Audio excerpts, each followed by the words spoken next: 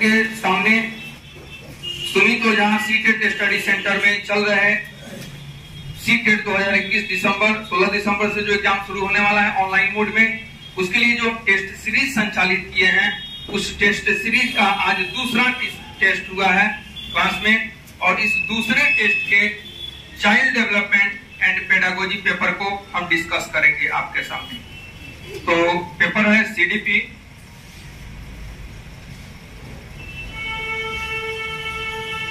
और टेस्ट कौन सा है?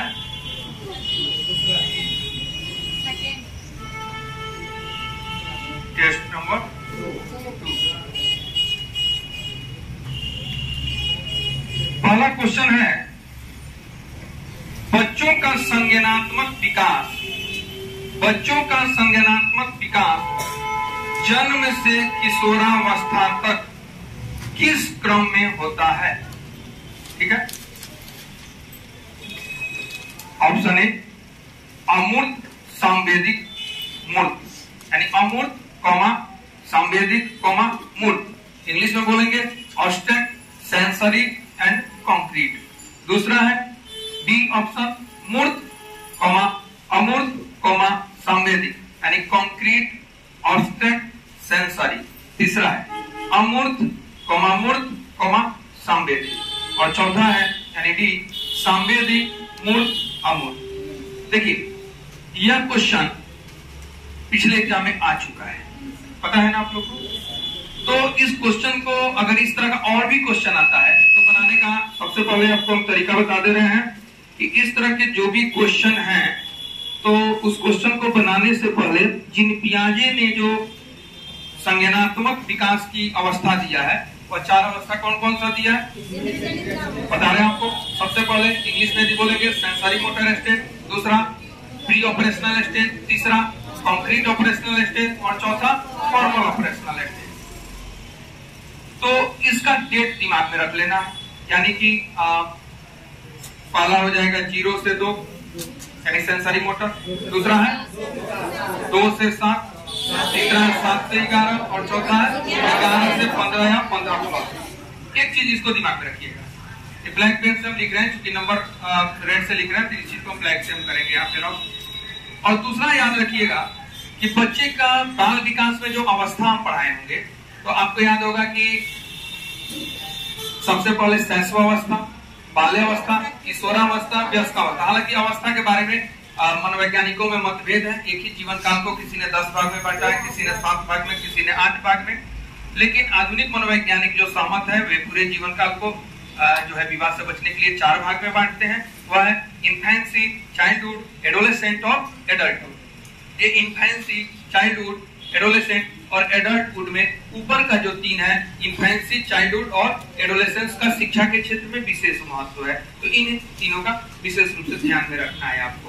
तो अब उसके लिए हम क्या करेंगे कि यहाँ पे ये तो हमने जिन प्याजे के हिसाब से डेट दिमाग में रख लिया, और दूसरा यहाँ पे हमने अब इन्फेंसी का डेट 0 से 2, अब उसके बाद है चाइल्डहुड। तो चाइल्डहुड को 2 भाग में बांटेंगे, एक प्री या अर्ली चाइल्डहुड वह कितना हो जाएगा 2 से 6, और एक लेटरल चाइल्डहुड वह हो जाएगा 6 से 12, और तीसरा है एडोलेसेंस, तो वह सीधे कितना हो जाएगा 12 से, अब यह अवस्था बोल रहे हैं कि प्याजे वाला नहीं बोल रहे, 12 से 18 यह स्टेज है। और यह जो है जिन पियाजे का है तो इसमें यह सेंसरी मोटर था, यह क्या है प्री ऑपरेशनल है, और यह क्या है कॉन्क्रीट ऑपरेशनल है, और यह है फॉर्मल ऑपरेशनल है। अब इन दोनों फिगर को दिमाग में रखना है और इसी से आंसर लिखेंगे। आप देखो तो यहाँ पे पूछ दिया है क्वेश्चन में, बच्चों का संज्ञानात्मक विकास जन्म से किशोरावस्था तक किस क्रम में होता है, और यहाँ पे जन्म से किशोरावस्था पूछ दिया है, लेकिन ऑप्शन में सजा रखा है किसको, यानी कि इसको। तो सेंसरी मोटर को हिंदी में क्या कहेंगे, इसको हम कर सकते हैं संवेदी पेशीय या इंद्रिय जनित गामक अवस्था। अब दूसरा क्या है प्री ऑपरेशनल, इसको कह सकते हैं पूर्व संक्रियात्मक अवस्था, और तीसरा क्या है कॉन्क्रीट ऑपरेशन, इसको सीधे बोल सकते हैं मूर्त संक्रियात्मक। और चौथा क्या है? और अमूर्त। तो अब यहाँ देखो, अब ऊपर से पहले संवेदी है, पूर्व संक्रियात्मक है, मूर्त संक्रियात्मक है, अमूर्त है। तो क्रम में तो ऊपर से नीचे ऐसे ही चल रहा है। अब इस ऑप्शन में ढूंढिए। ऑप्शन ए में दिया है अमूर्त, सांवेदिक, मूर्त। ये संवेदी पेशियों को ही सांवेदिक कहा गया है, यानी सेंसरी मोटर। तो अब ये तो नंबर 1 तो सीधे 4 से शुरू किया है, तो यह क्रम तो ऊपर से नीचे आएगा ना, तो यह तो होगा ही नहीं। अब बी में देखिए मूर्त, अमूर्त, सा। तो मूर्त कहाँ है? यहाँ पे है, तो यहाँ से यह भी नहीं होगा। तीसरा है अमूर्त, मूर्त, फिर यानी कि यहाँ से शुरू किया, यह भी नहीं होगा। अब डी में देखिए सांवेदिक, तो यहाँ मिल गया हमको। उसके बाद मिला मूर्त, उसके बाद इसको छोड़ दिया है, सीधे मूर्त ले लिया, यानी कि क्रम में यहाँ से आ गया है, आगे बढ़ते हुए क्रम में। और तीसरा अमूर्त, यानी ये देख रहे हैं एक सिस्टम में, एक क्रम में, एक ऑर्डर में है। तो आंसर हमारा क्या हो जाएगा? डी, यानी कि एक का डी। तो अब कभी भी क्वेश्चन आए, अगर वह चिंपिंजी के 4 फोल्डर स्टेज के हिसाब से संवेदी पेशीय या इंद्रिय जनित नामक अवस्था, पूर्व संक्रियात्मक, मूर्त संक्रियात्मक और अमूर्त संक्रियात्मक ऑप्शन में याद रहे, और आपको सेट करने के लिए बोल दे इन्फेंसी, चाइल्डहुड, एडोलेसेंट और एडल्ट, यानी शैशवावस्था, बाल्यावस्था, किशोरावस्था और वयस्कावस्था। तो उसका भी डेट यहाँ दिमाग में रखिए, और यहाँ पे जीन पियाजे वाला भी डेट दिमाग में रखिए। अब यहाँ भी देखिए, यहाँ इन्फेंसी को क्या बोलेंगे? शैशवावस्था। चाइल्डहुड को क्या बोलेंगे? बाल्यावस्था। और एडोलेसेंट को किशोरावस्था। तो यही ना क्वेश्चन में था, बच्चों का संज्ञानात्मक विकास जन्म से किशोरा, जन्म यानी कि शैशव, जन्म के बाद शैशव शुरू हो जाता है, किशोरा यानी इस क्रम में। तो इस क्रम को हमको सेट कहां से करना था? इस क्रम में, चूंकि ऑप्शन इसमें दिया हुआ है, तो आंसर हमारा डी हुआ, यानी कि सबसे पहले संवेदी पेशी आएगा, उसके बाद पूर्व संक्रियात्मक, मूर्त और अमूर्त। तो ऑप्शन में 3-3 का ही दिया है, अगर 4 का सेट देता तो लाइन से हो जाता, यहाँ पे हो जाता संवेदी पेशीय, पूर्व, मूर्त और अमूर्त, लेकिन एक को हटा दिया है। लेकिन फिर भी बढ़ते हुए क्रम में पहले या, फिर या, और इसको छोड़ते हुए या, यानी कि यही आंसर डी में था और हमने दे दिया। तो आगे भी कभी इस तरह का क्वेश्चन आए तो दोनों का एक साथ मिला के और टैली करके प्रश्न में दे देगा अवस्था, और ऑप्शन में दे देगा जीन पियाजे का 4 फोल्डर स्टेज, या प्रश्न में दे देगा जीन पियाजे का 4 फोल्डर स्टेज और ऑप्शन में दे देगा स्टेज। तो एज को मिला के किससे मैच कर रहा है, उस हिसाब से हम आंसर निकालेंगे। कहीं कोई दिक्कत?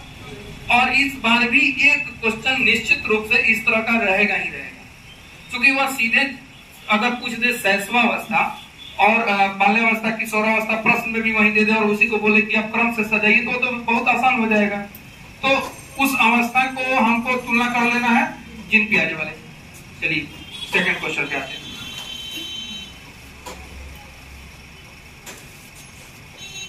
नंबर 2, मनोविज्ञान के किस संप्रदाय के अनुसार व्यक्ति किसी वस्तु को आंशिक रूप से नहीं अपितु पूर्ण रूप से सीखता है, अर्थात वह वस्तु को एक इकाई यानी 1 यूनिट के रूप में ही देखता है तथा उसके संपूर्ण रूप को ग्रहण करने के बाद उसके विभिन्न भागों पर दृष्टिकोण डालता है। कल के सेट में भी क्वेश्चन था कि नहीं इस पर? यह सीधे और सीधे क्या हो जाएगा? गेस्टाल्टवाद, तो समग्रवाद, अवयवीवाद और उसी को गेस्टाल्ट के बारे में कल हम डिस्कस कर भी चुके हैं। ये जर्मन शब्द है जो आंग्ल भाषा में उसके लिए कोई शब्द नहीं था, तो गेस्टाल्ट को गेस्टाल्ट ही ले लिया गया, लेकिन हमारे हिंदी में उसको अनुवाद किया गया।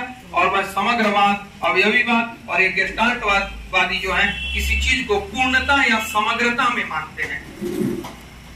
किसी समस्या का समाधान या तो हमारे पास नहीं रहेगा, अगर रहेगा तो पूर्ण रूप से आएगा, यानी सूझ रूप में, इनसाइट रूप में आएगा। इसीलिए कोहलर और कोप का जो सूझ का सिद्धांत देते हैं लर्निंग चैप्टर में, उनको गेस्टाल्टवादी कहा जाता है। कल भी इस पे चर्चा हुआ था, समझने में किसी को कोई दिक्कत नहीं। इस पे हम आगे बढ़ते हैं, ज्यादा इस पे टाइम नहीं देंगे, कल भी बात हो चुका है। अब नंबर 3 पे आया, नंबर 2 का यहाँ पे हम लिख दे, बट 2 का आंसर आया था सी। नंबर 3 में क्या है?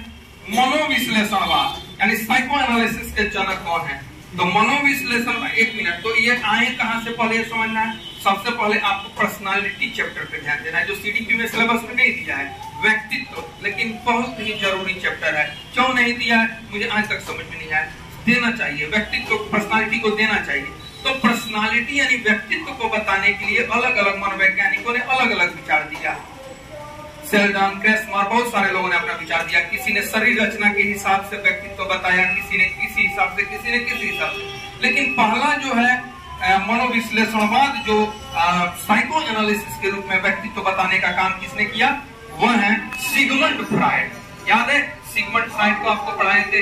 इन्होंने ईड, ईगो, सुपर ईगो का कॉन्सेप्ट दिया, कॉन्शियस, सबकॉन्शियस और अनकॉन्शियस का कॉन्सेप्ट दिया, यानी चेतन, अचेतन और अर्धचेतन बताया। ईदम, अहम और पराहम बताया। तो ये मनो विश्लेषणवाद के जनक के रूप में हो जाएंगे सिगमंड फ्राइड, यानी 3 का A। ठीक है, 4 नंबर पे आ जाइए। निम्नलिखित में से कौन जन्मजात प्रकृति का होता है तथा इसमें मुख्य रूप से व्यक्ति की मूल व जन्मजात वासनाएं, प्रवृत्तियां तथा बहुत सारी दमित इच्छाएं आती हैं। आप याद है आपको जब यह चैप्टर समझा रहे थे हम सिगमंड फ्राइड का मनोविश्लेषणवाद, तो एक चीज मैंने इस तरह से बनाया होगा।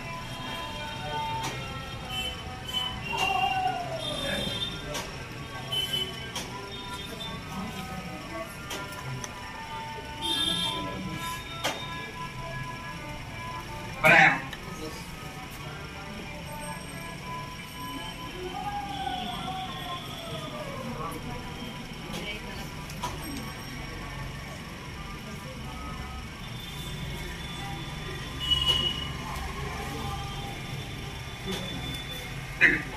ईदम, ईड, अहम, ईगो और पराहम यानी सुपर ईगो। और यहां पे बताया होगा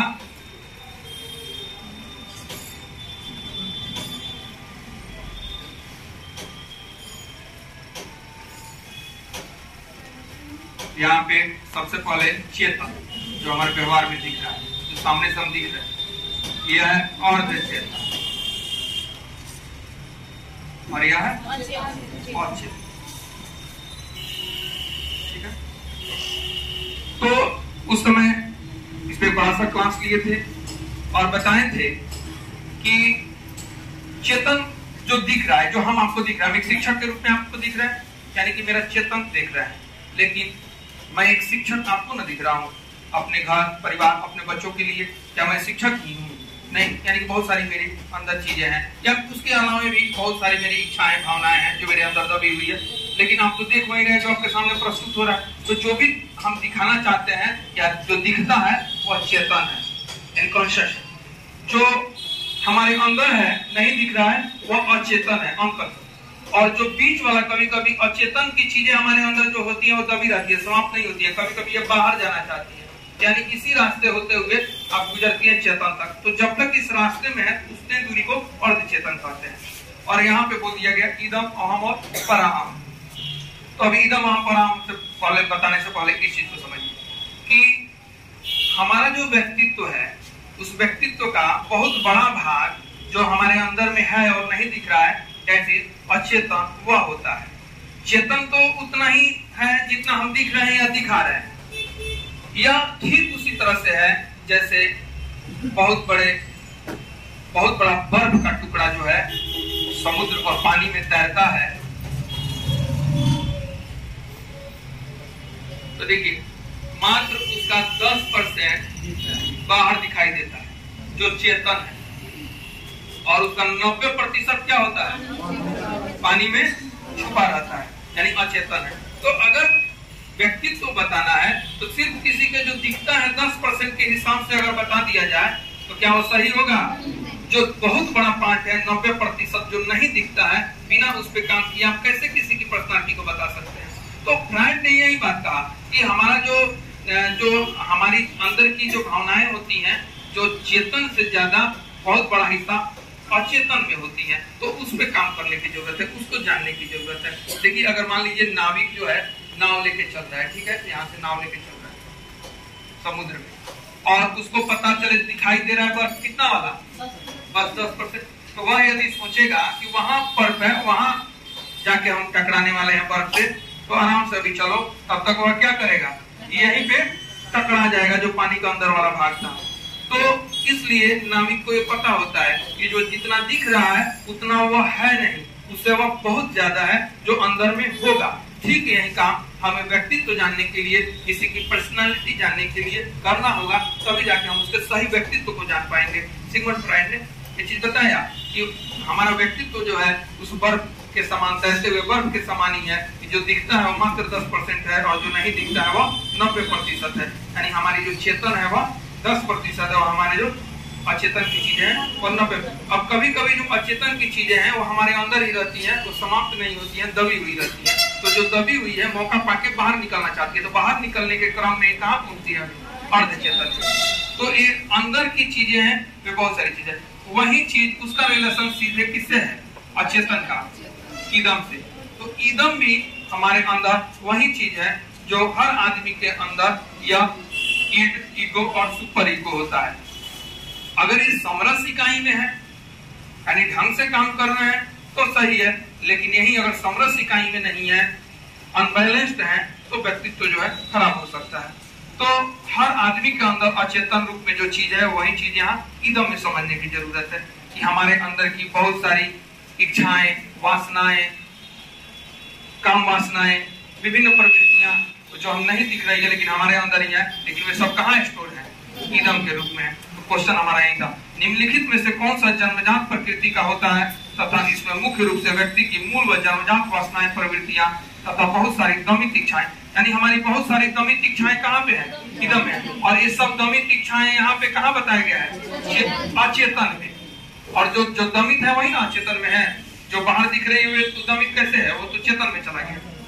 तो यहाँ पे अभी प्रश्न यही है, आगे इससे भी प्रश्न आएगा और इससे भी हम अगले सेट में दिखाएंगे।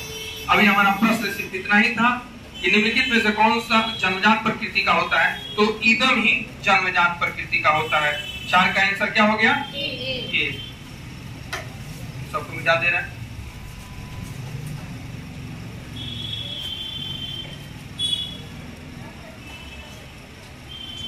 अगला क्वेश्चन, शिक्षा मनोविज्ञान के उद्देश्य है। ऑप्शन ए, उचित पाठ्यक्रम बनाना, उचित शैक्षिक निर्देशन तथा परामर्श देना, उचित अध्यापन विधि प्रस्तुत करना, उपरोक्त सभी। तो शिक्षा मनोविज्ञान के ये सभी कार्यकलाप हैं। तो शिक्षा मनोविज्ञान के सभी उद्देश्य हैं। शिक्षा मनोविज्ञान को समझने के बाद ही आप बेहतर तरीके से करिकुलम पाठ्यक्रम बना सकते हैं, शैक्षिक निर्देशन, मार्गदर्शन बच्चों को अच्छा दे सकते हैं, गाइडेंस एंड काउंसलिंग कर सकते हैं। आप इससे समझ के वहां पे गाइडेंस एंड काउंसलिंग अच्छा करेंगे। उचित अध्यापन विधि प्रस्तुत करेंगे। शिक्षा मनोविज्ञान ही बताएगा कि हमें किस कक्षा, किस माहौल, किस उम्र के बच्चों और किस तरह के बच्चों, किस अभिरुचि वाले, किस अभिक्षमता वाले बच्चों को कैसे पढ़ाना है, ये सब चीज हमको सीखना। तो शिक्षा मनोविज्ञान के सारे उद्देश्य हो गए। तो आंसर क्या हो गया? डी। 5 का आंसर डी। क्वेश्चन नंबर 6, बाल मनोविज्ञान को ही वर्तमान समय में कहा जाता है। ऑप्शन ए, बाल मंच, बी, किलकारी, सी, बाल सभा, डी, बाल विकास। तो सीधा आंसर हो जाएगा बाल विकास, क्योंकि आपको बताया गया था कि सबसे पहले आपको साइकोलॉजी बताए थे, मनोविज्ञान क्या है। मनोविज्ञान उस समय बताए थे जब मनोविज्ञान दर्शन के अंतर्गत था। फिर मनोविज्ञान जो है दर्शन से सेपरेट विषय बना। मनोविज्ञान के बहुत सारे ब्रांच हुए। उस बहुत सारे ब्रांच में मनोविज्ञान में व्यष्टि मनोविज्ञान, समष्टि मनोविज्ञान, बहुत सारे मनोविज्ञान की बात होती है। उसमें हमारा सिर्फ संबंध है शिक्षा मनोविज्ञान से। शिक्षा मनोविज्ञान को ही बाल मनोविज्ञान आगे चल के कहा गया और बाल मनोविज्ञान को ही वर्तमान समय में बाल विकास कहा जा रहा है। बाल विकास यानी कि बच्चे के डेवलपमेंट के लिए ही हम उसको काम कर रहे हैं। मनोविज्ञान से उस चीज को अपने शिक्षा में ले रहे हैं, तो क्यों नहीं हम नाम दे दें बाल विकास। क्योंकि जब तक हम मनोविज्ञान से निकली हुई इस शाखा को बाल मनोविज्ञान करते रहेंगे तो मनोविज्ञान तो कहीं ना कहीं साथ में चल ही रहा है। तो मनोविज्ञान के हमें उतने दूरी से मतलब है जितना शिक्षा में इस्तेमाल हो सके, और शिक्षा में इस्तेमाल करके हमारा काम है बच्चों का डेवलपमेंट करना यानी विकास करना। तो सीधे इसका नाम पिछले 50-60 वर्षों से बाल विकास नाम से ही इसका अध्ययन किया जाता है। इसी नाम से जो है रिसर्च हो रहे हैं और इस क्षेत्र में काम करने वाले लोगों की रुचि दिन प्रतिदिन इसी नाम से बढ़ती जा रही है। इसलिए इसका नाम क्या हो गया है? बाल विकास, यानी बच्चे के डेवलपमेंट के लिए ही उसका इस्तेमाल है, इसलिए नाम दे दो बाल विकास। क्वेश्चन नंबर 7, 7 नंबर, विकास की अवधारणा का डॉट डॉट के साथ गहरा संबंध है। कभी बताए थे अधिगम के साथ। देखिए विकास का अधिगम से हमेशा संबंध होता है। हर आदमी, अगर कोई कहता है विकसित आदमी या विकास किया हुआ आदमी है, तो ऐसा नहीं कि वो बिना सीखे हुए विकास कर गया, बिना अधिगम किए हुए विकास कर गया। यह भी समझ सकते हैं दूसरे शब्दों में कि सीखते हुए ही विकास किया जाता है, और जो विकास किया हुआ है तो जाहिर सी बात है कि वो सीखा हुआ है। यानी हर विकसित आदमी सीखा हुआ होता है और हर सीखा हुआ आदमी विकसित होता है। इन दोनों में क्या है? गहरा संबंध है और विनाश्रय संबंध है। ये क्वेश्चन हो गया। क्वेश्चन नंबर 7 ये फिर से पढ़ दे। विकास की अवधारणा डॉट डॉट के साथ गहरा संबंध है। तो विभाजन से, दंड से, पुरस्कार से, अधिगम से कौन करिएगा? अधिगम। अधिगम माने सीखना। क्वेश्चन नंबर 8, क्वेश्चन नंबर 8 पे ध्यान देंगे। क्वेश्चन नंबर 1 क्या पढ़िए तो? मध्य बाल्यावस्था, मिडिल चाइल्डहुड का कालखंड है। अब देखिए यहाँ फिर समझने का चीज है आपको। जैसे शैशवावस्था को कितना टाइम बोला गया है? शैशवावस्था यानी इन्फेंसी, सीधे हो गया 0 से 2। नंबर 2 बाल्यावस्था, बाल्यावस्था यानी चाइल्डहुड। देखिए इस बड़ा पीरियड है, इसको 2 भाग में बांट लिया गया। पहला प्रारंभिक या पूर्व बाल्यावस्था कह सकते हैं, दोनों चीजें। प्रारंभिक या पूर्व बाल्यावस्था, इसको इंग्लिश में अर्ली या लेटर चाइल्डहुड भी कह सकते हैं, कहेंगे ना। दूसरा चीज है इसमें, नहीं, इसको अर्ली या प्री चाइल्डहुड, फिर से लिख दे रहे हैं, वेरी क्लियर इसको लिख दे रहे हैं। प्रारंभिक या पूर्व बाल्यावस्था को अर्ली और प्री चाइल्डहुड, और इसका डेट हो जाएगा 2 से 6। अब कोई दिक्कत है?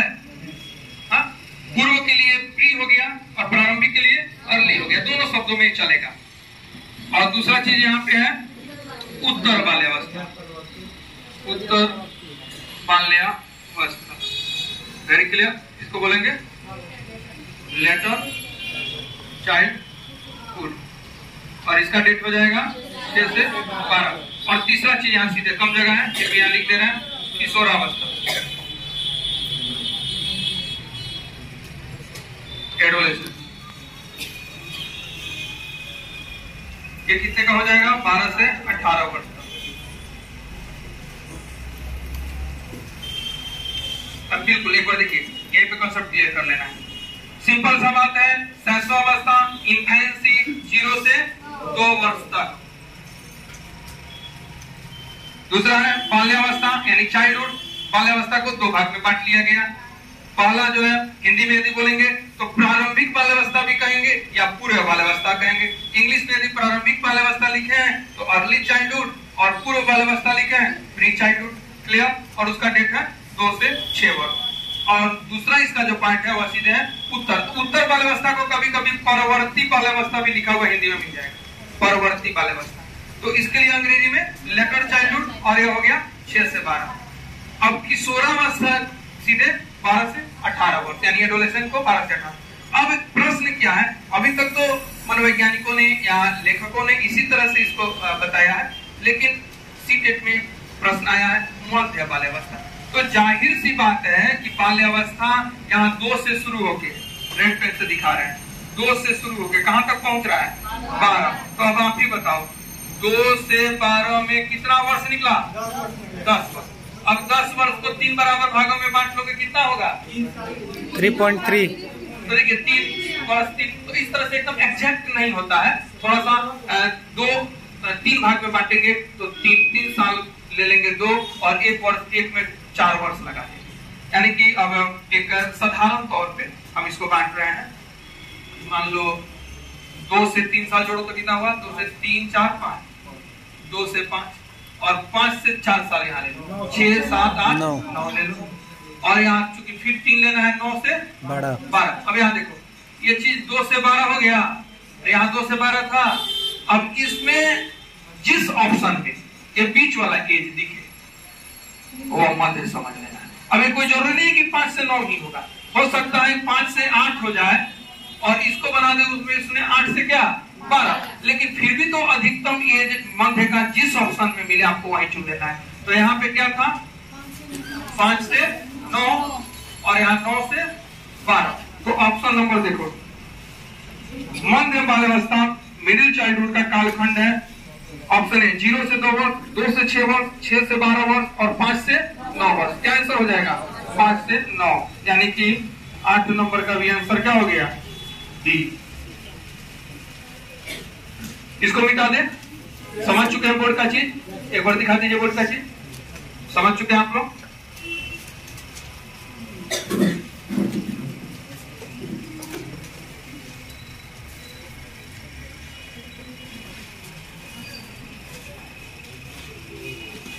क्वेश्चन सिर्फ बनाने के लिए, तुक्का लगाने के लिए नहीं है, कॉन्सेप्चुअल चीजें हैं, कॉन्सेप्ट समझते हुए बनाइए। यही कॉन्सेप्ट अगर बदल के भी क्वेश्चन आता है तो वहां बनाइएगा। क्वेश्चन नंबर 9 क्वेश्चन पढ़ते हैं। क्वेश्चन नंबर 9 है चूसना, निगलना, श्वसन, उत्सर्जन, रेंगना, चलना, बोलना जैसी विभिन्न क्रियाएं एक बच्चा निम्नलिखित में से किस अवस्था में मुख्य रूप से सीखता है? तो देखो आपको अभी पता है शैशवावस्था, बाल्यावस्था, किशोरावस्था और वयस्कावस्था। इसमें सबसे कम उम्र का बच्चा किस अवस्था में होता है? शैशव 0 से। तो उसी अवस्था में ना वह चूसना, निगलना, एक बच्चा जब जन्म लेता है तो अपने माँ से दूध पीना वह सीखता है, वह चूसना सीखता है, या नेपल से दूध पीना सीखता है तो चूसना सीखता है। तो चूसना, निगलना, उत्सर्जन, रेंगना, चलना सब किस अवस्था का पहचान विशेष है? सीधे आंसर, इसमें ज्यादा वक्त नहीं लगेगा। और यह 9 नंबर का आंसर क्या हो गया? यहाँ भी आंसर हो गया डी। यहां से कर, यहां से कर।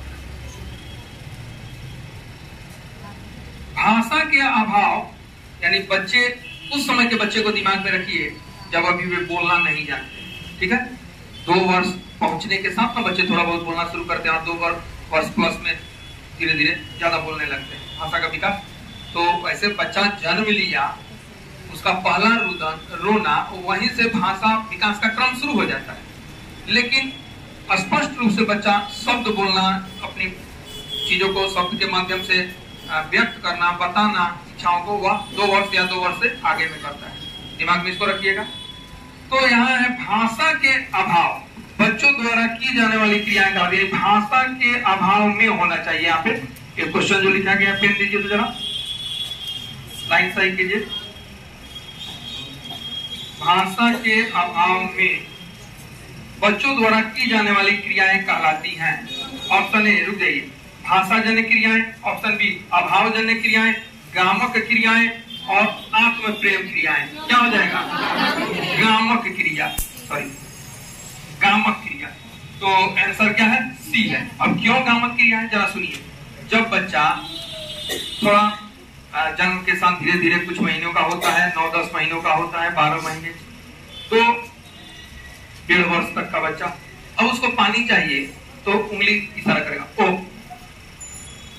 चॉकलेट खाओगे तो खाना होगा तो गर्दन हिलाएगा, नहीं खाओगे या मतलब नहीं खाना होगा तो गर्दन नहीं, ऐसे हिला देगा।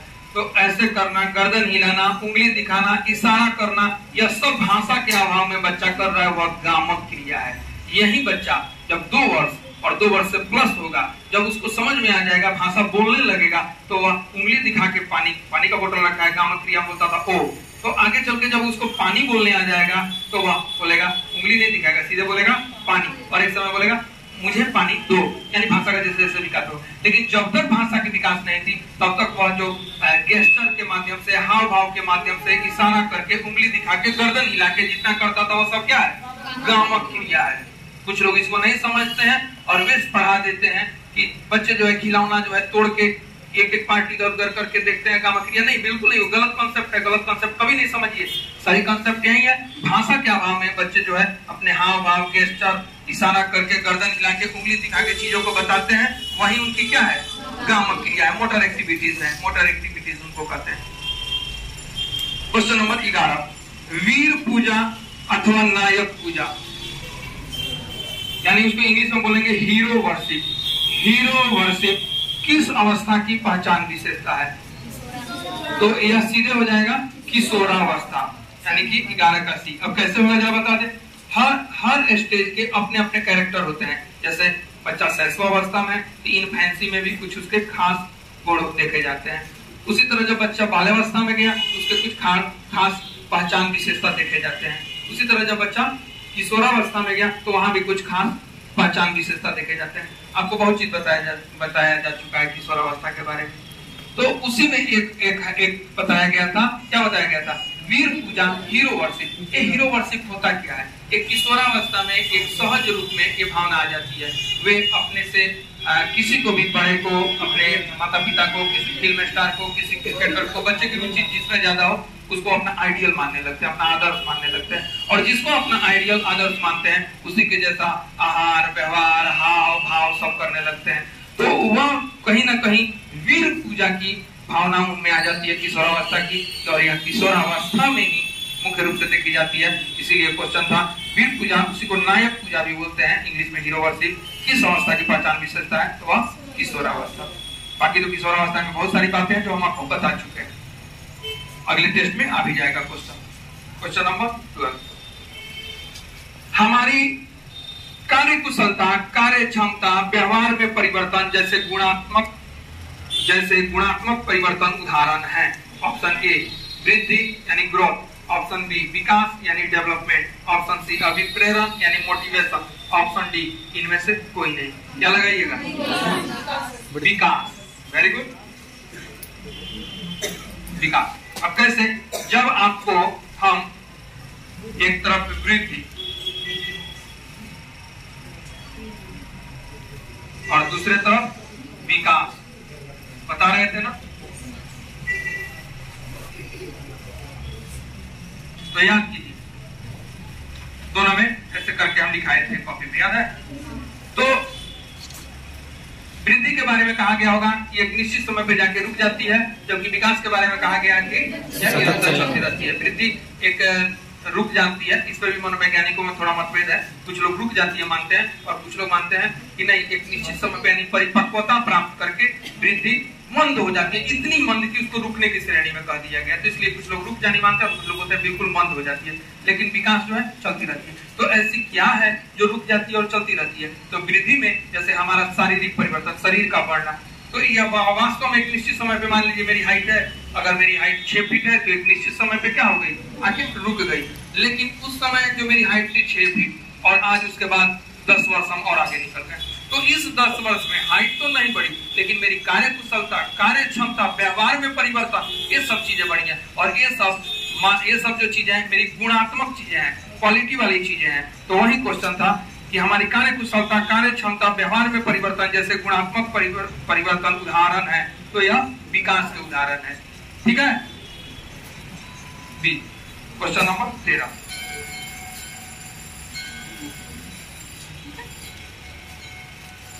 विकास तथा अधिगम आपस में क्या है? तो सीधी सी बात है कि विकास और अधिगम आपस में जटिल रूप से अंतर समझ। एक इस तरह का और क्वेश्चन पीछे भी हमको मिला, ये जटिल रूप में आपस में अंतर संबंधित है। यानी 13 का भी क्या हो जाएगा? बी। बाकी नंबर भी हम डाल ही दे रहे हैं, जल्दी जल्दी हो जाएगा।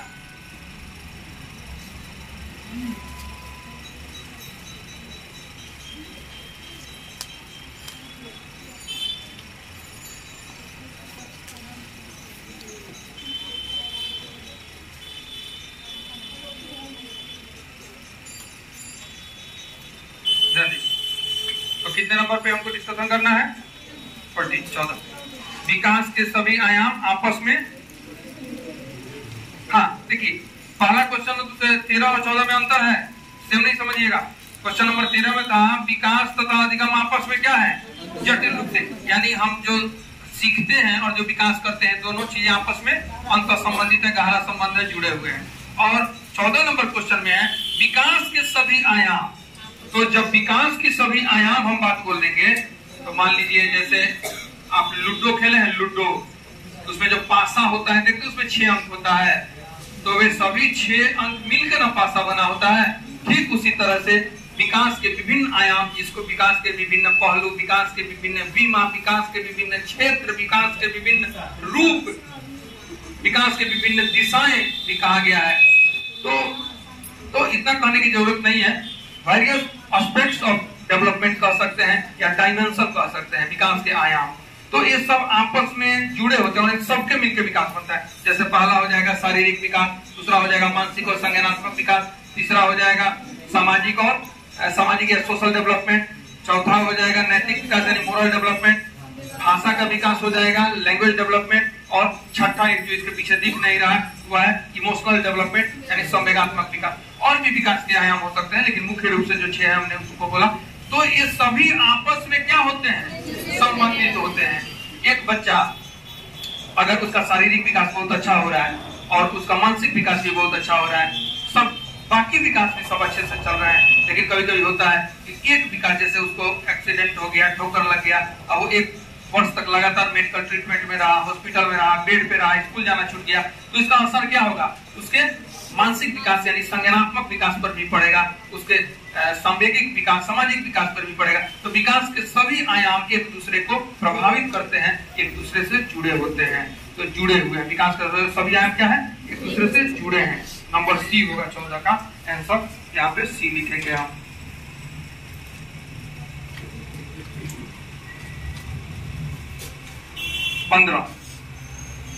क्वेश्चन नंबर 15, लिखना, चित्रों में रंग भरना, सिलाई कटाई करना, सुई में धागा लगाना इत्यादि उदाहरण है। ऑप्शन ए स्थूल गतिक कौशल, अमूर्त चिंतन, सूक्ष्म गतिक कौशल, उपरोक्त सभी। क्या हो जाएगा, सूक्ष्म गतिक कौशल। हमारे शरीर के वे छोटे अंग, शरीर के वे छोटे अंग सूक्ष्म गतिक कौशल के अंतर्गत आते हैं, जो जैसे कि हम सुई में धागा लगा रहे हैं, चित्र में रंग भर रहे हैं, तो सुई में धागा लगाने के लिए पूरे बॉडी को एक साथ इस्तेमाल कर रहे हैं, उंगली का इस्तेमाल कर रहे हैं। चित्रों में रंग भरने के लिए पतले ब्रश को उंगली से पकड़ रहे हैं, लिख रहे हैं, ये सब हमारे सूक्ष्म गतिक कौशल है। लेकिन जब किसी कार्य को करने में हमारे शरीर के बड़े अंग या संपूर्ण शरीर एक साथ काम करे तो उसको स्थूल गतिक कहते हैं। जैसे टहलना, चलना, दौड़ना, तो हम पूरे शरीर से न कर रहे हैं। तो इसमें क्या पूछा, लिखना, चित्रों में रंग भरना, सिलाई की कटाई करना, ये सब क्या है, सूक्ष्म गतिक कौशल है। सूक्ष्म गतिक कौशल, तो सूक्ष्म गतिक कौशल कितने नंबर पे है क्वेश्चन में, सी नंबर पे, तो यहाँ आंसर सी हो जाएगा। लेकिन यहीं पे लिखना की जगह पे क्वेश्चन आता है टहलना, दौड़ना, नृत्य करना, कौन सा गतिक कौशल, तो ऑप्शन ये हो जाता है। एक क्वेश्चन इस पे तय है, ये चाहे चाइल्ड डेवलपमेंट में आए या भाषा के शिक्षण में भी यह क्वेश्चन आता रहता है। क्वेश्चन नंबर 16 कोहलबर्ग के अनुसार शिक्षक बच्चों के नैतिक मूल्य का विकास कर सकता है। कोहलबर्ग आ गए, कल भी कोहलबर्ग की हल्के में चर्चा हुई थी। कोहलबर्ग ने नैतिक विकास से संबंधित काम किया है, 3 स्टेज और हर स्टेज के 2 अवस्था दिए हैं। तो ऑप्शन ए कैसे व्यवहार किया जाना चाहिए, इस पर कठोर निर्देश देकर। ऑप्शन बी धार्मिक शिक्षा को महत्व देकर। ऑप्शन सी व्यवहार के स्पष्ट नियम बनाकर। ऑप्शन डी नैतिक मुद्दों पर आधारित चर्चाओं में शामिल कर। कोहलबर्ग का मेन काम यही था कि बच्चों का नैतिक विकास जानने के लिए बच्चों को नैतिक दुविधा में रखते थे, यानी मोरल डायलेमा में उनको उपस्थित करते थे, यानी बच्चे तो सोचने पे मजबूर हो जाए क्या करना चाहिए क्या नहीं करना चाहिए। इसके लिए वे कहानी सुनाते थे और फिर या कोई इंटरव्यू ले लिया, कुछ ऐसा किए कि बच्चे नैतिक दुविधा में आ जाए, और उसके बाद हर बच्चे को व्यक्तिगत रूप से नैतिक मुद्दाओं पर आधारित जो चर्चा थे उसमें शामिल करते थे, उनका साक्षात्कार लेते थे, उनका इंटरव्यू लेते थे, और तब उस आधार पे बताते थे कि किस बच्चे का, किस उम्र के बच्चे का क्या नैतिक विकास हुआ है। तो ये कोहलबर्ग का मेन काम था। तो आंसर हो जाएगा क्या, डी में ये चीज है। क्वेश्चन नंबर 17 बच्चा जन्म लेने के तुरंत पश्चात होता है। ऑप्शन ए सामाजिक, ऑप्शन बी असामाजिक, ऑप्शन सी नैतिक, ऑप्शन डी न सामाजिक तथा न असामाजिक अभिमात्रिक जैविक प्राणी। यही होगा। देखिए कोई भी बच्चा जब जन्म लिया तो ना ही उसने कोई ऐसा काम कर दिया है कि असामाजिक की श्रेणी में रखेंगे, और ना ही कोई उसमें सामाजिकता हमें दिखाई दे दी तुरंत कि उसको सामाजिक कहेंगे। अब जन्म लेने के बाद जिस परिस्थिति, जिस परिवेश, जिस वातावरण, जिस समाज में, जिस घर में वो पल रहा है, ये सारी चीजें निर्भर करेंगी उसके सामाजिक और असामाजिक होने पे, यानी बाद की परिस्थितियां निर्भर करेंगी सामाजिक और असामाजिक होने पे। अभी वह सिर्फ जन्म लिया है, ना सामाजिक है ना असामाजिक, मात्र एक जीवित जीव है, वह एक जैविक प्राणी। तो ऑप्शन यहाँ पे डी, 17 का डी। लगातार डी ज्यादा आ रहा है। क्वेश्चन नंबर 18 विकास के सिरोन्मुख सिद्धांत या सिरस्थ सिद्धांत के अनुसार विकास होता है। याद कीजिए, विकास बाल विकास में दिशा का सिद्धांत बताए थे, याद है? प्रॉक्सिमो डिस्टल और सिफालोपॉडल क्रम बताए थे। यानी एक विकास सर से पैर के तरफ होता है और एक मध्य भाग से परिधि या अग्रांग की तरह होता है। तो या तो क्वेश्चन इसमें से कोई एक पूछेगा या एक ही आदमी में ये दोनों चीज पूछ सकता है, सिफालोपॉडल और प्रॉक्सिमो डिस्टल। तो लेकिन यहाँ पे क्वेश्चन सिर्फ है विकास के सिरोन्मुख सिद्धांत या सिरस्थ सिद्धांत के अनुसार विकास होता है। तो सिरोन्मुख जब नाम ही दे दिया है तो सर से पैर के तरफ होता है, यानी कि यहाँ बी आंसर हो जाएगा, 18 का बी। देखिए अगला क्वेश्चन आ गया, नहीं उसी का सी ऑप्शन दिया हुआ है। तो अगला क्वेश्चन अगले सेट में हम डाल देंगे जो मध्य भाग से परिधि की तरफ जाता है।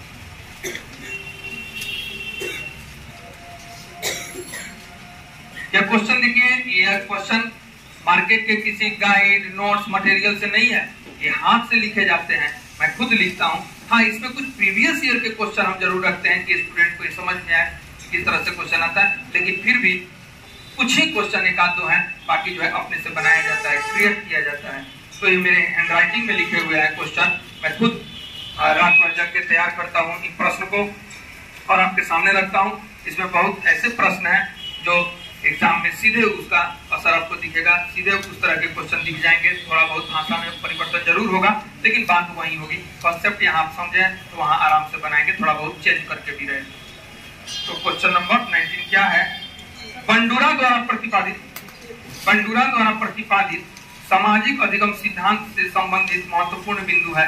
याद कीजिए, बंडूरा के बारे में बताए थे। बंडूरा ने कहा कि व्यक्ति जो है समाज में रहकर समाज में चीजों को देखता सुनता है, यानी अवलोकन करता है, देखे सुने चीज को स्मृति मेमोरी से याद रखता है और याद रखे चीजों को वैसा ही करने का कोशिश करता है, अनुकरण करता है। अगर वो कोशिश में बहुत हद तक कामयाब होता दिखता है तो उसको पुनर्बलन रेनफोर्समेंट मिलती है और फिर वो अनुकरण करता है और वैसा करना सीख जाता है। तो महत्वपूर्ण बिंदु हमको मिला अवलोकन, स्मृति और अनुकरण। यही नंबर ए सही हो जाएगा। जो कि बाकी है स्कीमा, स्कैफोल्डिंग, मतलब यहाँ का वो चीज है ही नहीं। संज्ञान संवेदीकरण, ये पेंडुला से कोई मतलब नहीं। ये पियाजे होते तो फिर हम बात करते, और डी उपरोक्त में से कोई नहीं, ये ऑप्शन तो होगा ही नहीं। तो यहाँ क्या हो जाएगा? अवलोकन, स्मृति, अनुकरण, यानी 17 नंबर 19 नंबर का ए। 20 नंबर जल्दी करेंगे। प्रकृति पोषण विवाद निम्नलिखित में से किससे संबंधित? याद है कल के सेट में जब हमने बताया कि एक बच्चे के विकास में उसके आनुवंशिकता और वातावरण दोनों का रोल होता है। एक बच्चा जो है अपने आनुवंशिकता और वातावरण के दोनों के अंतःक्रिया का परिणाम होता है। इस चीज को हमको मानना है। लेकिन उसके साथ एक और बात कल के टेस्ट में बोले थे कि आज भी कुछ लोग आनुवंशिकता को ज्यादा महत्व देते हैं और कुछ लोग वातावरण को भी आनुवंशिकता के पक्ष में अपनी विचार को रखते हैं और कुछ वातावरण के। तो यह विवाद आज भी है और इस विवाद को आधुनिक शिक्षा शास्त्र में प्रकृति पोषण विवाद कहा गया है। प्रकृति जो है वह उसके आनुवंशिकता से उसका अर्थ लगाया जाता है और पोषण जो है उसके वातावरण या पर्यावरण से, यानी प्रकृति का संबंध हेरिडिटी से है और पोषण का संबंध इन्वायरमेंट से है। तो अब इतना कॉन्सेप्ट आप जान गए, अब उस पर प्रश्न पे विचार कीजिए। प्रकृति पोषण विवाद निम्नलिखित में से किससे संबंधित है? ऑप्शन ए वातावरण एवं पालन पोषण से। तो देखो, तो जब वातावरण और पालन पोषण बोल दिए तो दोनों तो एक ही तरह की चीज को बोल दिए। बी वातावरण एवं जीव विज्ञान से, यहाँ भी थोड़ा सा उतना सही नहीं है। जीव विज्ञान से क्यों? पूरे विज्ञान से हमको थोड़ी लेना देना है, हमको उसमें हेरिडिटी से मतलब। व्यवहार एवं वातावरण से, यानी बिहेवियर और वातावरण, यहाँ भी नहीं। लेकिन यहाँ पे नंबर डी है आनुवंशिकी एवं वातावरण, यानी हेरिडिटी और इन्वायरमेंट। हेरिडिटी जो है वो प्रकृति है और इन्वायरमेंट जो है पोषण है। और ये जो विवाद है, दो तरह के मनोवैज्ञानिक विवाद इस रूप में है कि कोई बोलते हैं कि हेरिडिटी का असर ज्यादा होता है, कोई बोलते हैं इन्वायरमेंट का असर ज्यादा होता है। लेकिन हमको इस विवाद में नहीं पढ़ना है। हमेशा क्वेश्चन बनाना है जब इस तरह का क्वेश्चन हो कि बच्चे में दोनों का ही रोल होता है। ये अभी अगर उससे कितना होता है तो सीधे मार दीजिए 50-50% सापेक्ष योगदान होता है, बराबर की भूमिका होती है। जब देखा जाएगा, अगर रिसर्च हो जाए कि किसका ज्यादा है किसका कम है, तो उस समय उस हिसाब से हम पढ़ाएंगे। अभी बस यही है कि दोनों का रोल होता है, लेकिन विवाद है और इस विवाद को पेडागोजी में कहा गया प्रकृति पोषण। तो अक्सर सीटेट पे यह भी क्वेश्चन आता है, जो अभी हमारे सेट में भी था। 20 का डी हो गया और 21 का 21 सामुदायिकता। देखिए ध्यान देने वाला क्वेश्चन है। सामुदायिकता, सहयोग, सहिष्णुता, सहानुभूति जैसे सामाजिक गुण बच्चे में मुख्य रूप से किस अवस्था में आ जाते हैं? ऑप्शन है शैशवावस्था, बाल्यावस्था, किशोरावस्था, वयस्कावस्था। देखिए शैशवा का बच्चा बिल्कुल छोटा होता है, यद्यपि जन्म लेने के पश्चात ही बच्चा समाज के संपर्क में आ जाता है, लेकिन फिर भी जब तक उसमें कुछ सामाजिक गतिविधियां, कुछ एक्टिविटीज के रूप में दिखाई नहीं दे, तब तक सामाजिक विकास नहीं माना जाता है। तो शिक्षा मनोवैज्ञानिकों ने बाल्यावस्था से सामाजिक विकास माना है, और उस बाल्यावस्था में ये सब सहयोग, सहानुभूति जैसे सामाजिक गुण बच्चे में धीरे धीरे दिखने लगता है। तो आंसर हो जाएगा बाल्यावस्था। 22 नंबर क्वेश्चन, द्वितीयक समाजीकरण। प्राथमिक समाजीकरण के दो एजेंसी की बात हम लोगों ने किया था कल। प्राथमिक समाजीकरण पे क्वेश्चन था, द्वितीयक। तो द्वितीयक समाजीकरण में घर से बाहर जो चीजें हैं, जैसे मुख्य रूप से विद्यालय, आस पड़ोस, जन संचार के माध्यम, पत्र पत्रिकाएं इत्यादि आएंगे। यानी कि आंसर हो जाएगा डी। ज्यादा टाइम नहीं लेंगे, जल्दी निकलते हैं।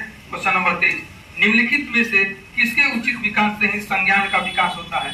तो संज्ञान बच्चे में, संज्ञान यानी कि समझ, संज्ञान का संबंध हमारे मानसिक विकास से है। जैसे चिंतन, योजना बनाना, तर्क करना, वर्गीकरण करना, ये सारे चीज संज्ञान में आते हैं, जो कहीं ना कहीं मानसिक रूप से चीजें हैं। तो इसमें जब हमारी समझ किसी चीज के बारे में बनती है, कल भी बता चुके हैं, तो वह सेंसेशन, परसेप्शन और कॉन्सेप्शन यानी संवेदीकरण, प्रत्यक्षीकरण और प्रत्ययीकरण के रूप में बनता है। तो आंसर तीनों सी तक दिया है और डी में दिया है उपरोक्त सभी। तो 23 का क्या हो जाएगा? सभी, यानी कि संवेदीकरण, प्रत्यक्षीकरण, प्रत्ययीकरण तीनों है। और 24 नंबर क्वेश्चन, वह अवस्था जब बच्चा तार्किक रूप से प्रत्यक्ष वस्तुओं के बारे में चिंतन करना प्रारंभ कर देता है। देखिए यह क्वेश्चन एक आएगा ही आएगा परीक्षा में।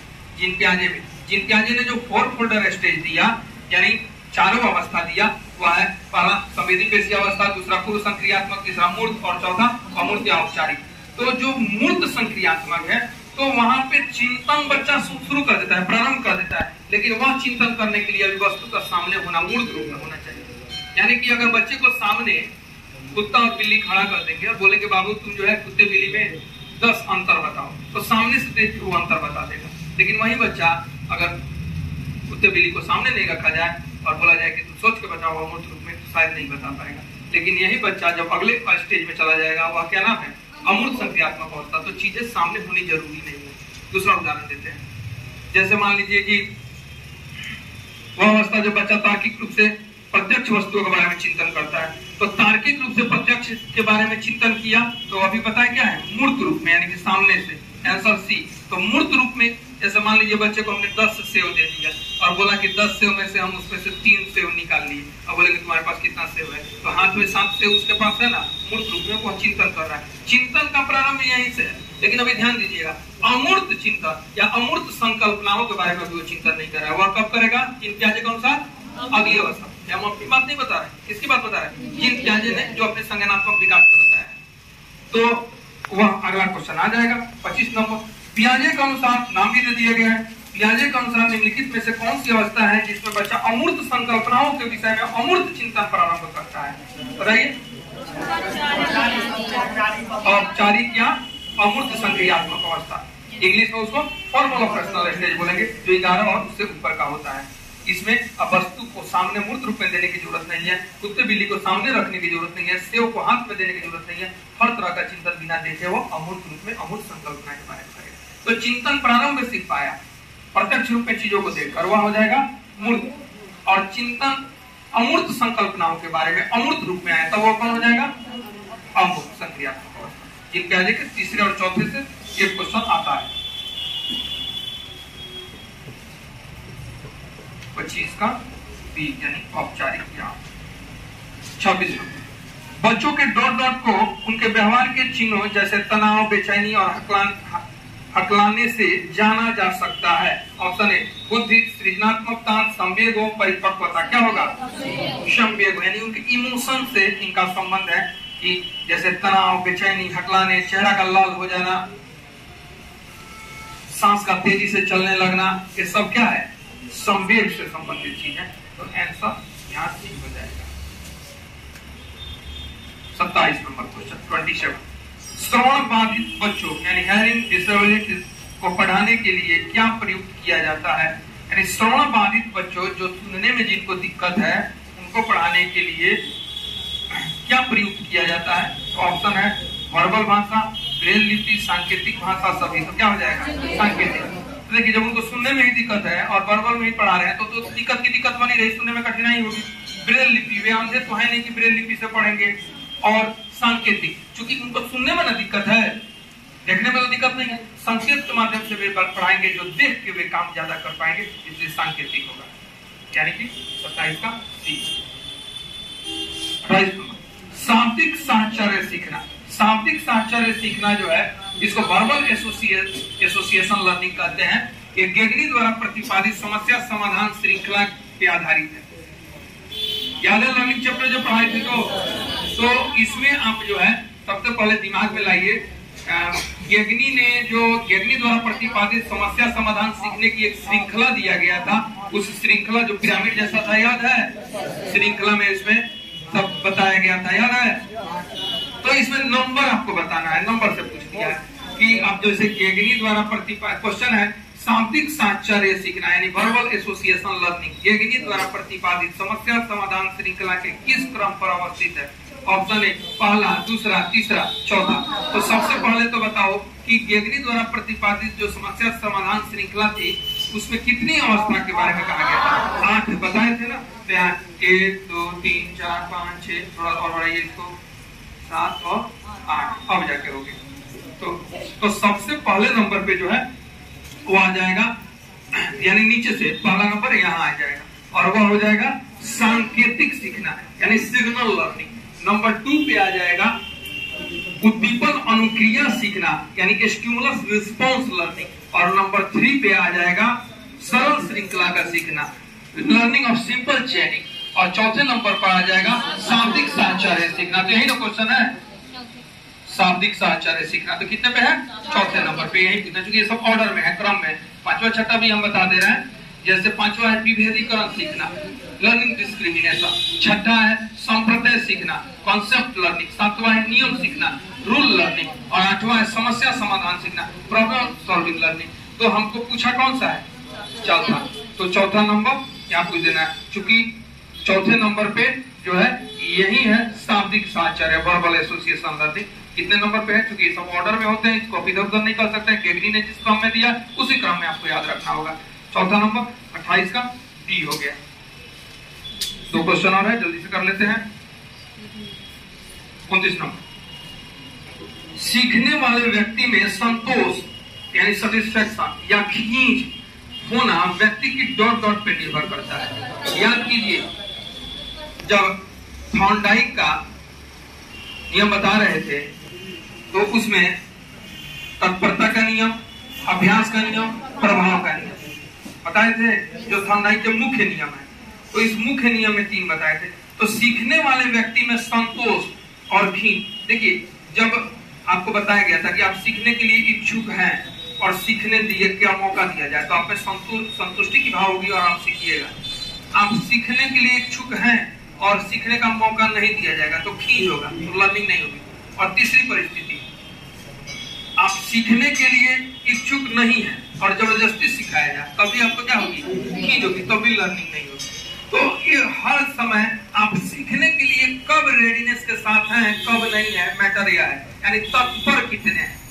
तो जब हम तत्पर हैं सीखने के लिए और सीखने का मौका दिया जाए तो यहाँ पे यही आंसर हो जाएगा। यहाँ सीखने वाले व्यक्ति में संतोष या खींच होना व्यक्ति की डॉट डॉट पर निर्भर करता है और उसके तत्परता यानी रेडीनेस पर निर्भर करता है। और यह सी नंबर पे है, तत्परता। और डी सीखने सिखाने की वह सिद्धांत अथवा वह संप्रदाय जिसमें यह माना जाता है कि विद्यार्थी अपने ज्ञान की रचना अथवा निर्माण वातावरण से अंतःक्रिया करते हुए अपने अनुभवों से स्वयं करता है। या क्या हो गया? रचनावाद। तो रचनावाद आंसर हो जाएगा डी।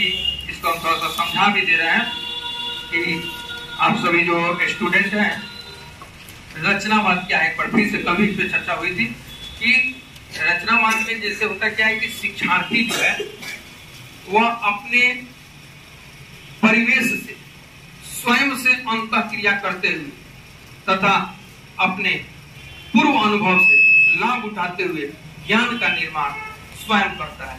यह रचनावाद मानता है। रचनावाद ज्ञान निर्माण करने की बात कहता है, यह नहीं कि ज्ञान कहीं बाहर से लाके थोप दी जाए। बच्चे के अंदर ही है और उस चीज को बिल्ड करना है, निर्माण करना है। इसमें कुछ ज्यादा जरूरत नहीं है। बच्चे के अंदर जो चीज है वह अपने पूर्व अनुभव, पूर्व अनुभूति का इस्तेमाल करते हुए अपने परिवेश, अपने वातावरण से अंतः करते हुए स्वयं ही ज्ञान का निर्माण करने वाला होता है। और यही बात रचनावाद करती है। Answer D. और यह क्वेश्चन समाप्त हो गया। फिर से एक बार क्वेश्चन पढ़ते। सीखने सिखाने की वह सिद्धांत अथवा संप्रदाय, यानी ये रचनावाद मनोविज्ञान के एक संप्रदाय है। रचनावाद संप्रदाय है कि विद्यार्थी अपने ज्ञान की रचना अथवा निर्माण वातावरण से अंतःक्रिया करते हुए अपने अनुभवों से स्वयं करता है। फिर से एक बार सुन लीजिए, रचनावाद पे क्वेश्चन तय है। रचनावाद वह है जिस पर की रचनावाद वह प्रक्रिया एक तरह से कह सकते हैं है जिसके अंतर्गत विद्यार्थी अपने ज्ञान की रचना अथवा अपने ज्ञान का निर्माण अपने वातावरण या परिवेश से अंतःक्रिया करते हुए अपने अनुभवों से स्वयं करता है। यह रचनावाद है। जिन पियाजे भी रचनावाद के समर्थक हैं। वर्तमान में एनसीएफ 2005 भी अपनी समझ रचनावाद से ही है। यह क्वेश्चन लगातार आते रहता है। जिस तरह से हम 30 क्वेश्चन डिस्कशन किए, एक कॉन्सेप्ट गया होगा। 30 क्वेश्चन जो है पूरे सिलेबस से बना था। अब अगले टेस्ट सीरीज के टेस्ट नंबर 3 में हम लोग कल मिलते हैं। ठीक है। किसी को कोई दिक्कत, एक बार आप सभी को पूछना चाहेंगे कि अगर